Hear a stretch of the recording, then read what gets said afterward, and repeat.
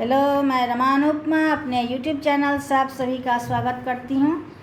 मैं एक बेटी ब्याह का गीत सुना रही हूँ। अच्छा लगे तो लाइक शेयर कमेंट करना ना भूलें और मेरे चैनल को सब्सक्राइब कर लें।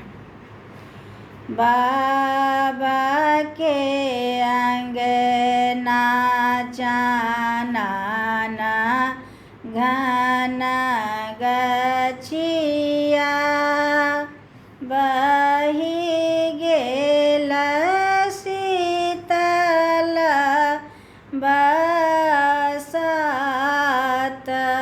यो।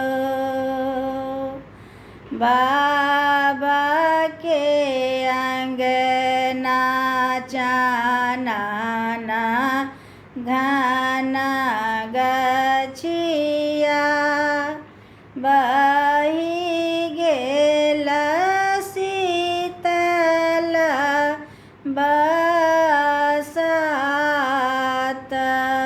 यो। ताहि तर बाबा पलंग लगा ओलाबी गेल सनिंद यो। आबि गेल आलस नींद यो। खेलैते धूपैते एलखिन सीता बेटी सुतल बाबा उठल चिहाय यो। सुतल बाबा उठल चिहाय यो। सिर लेल पगिया हाथ लेल छरिया चली भेल मगह मुंगेर यो। चली भेल मगह मुंगेर यो।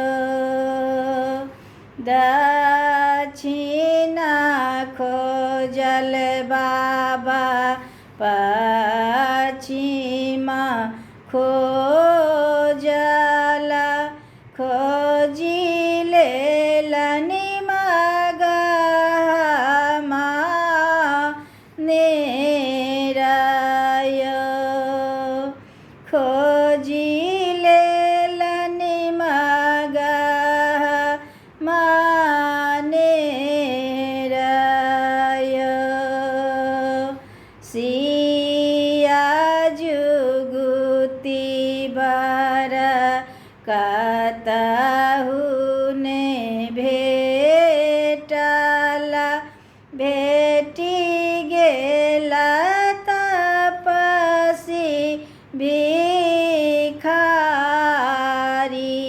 यो। भेटि गेल तपसी भिखारी यो।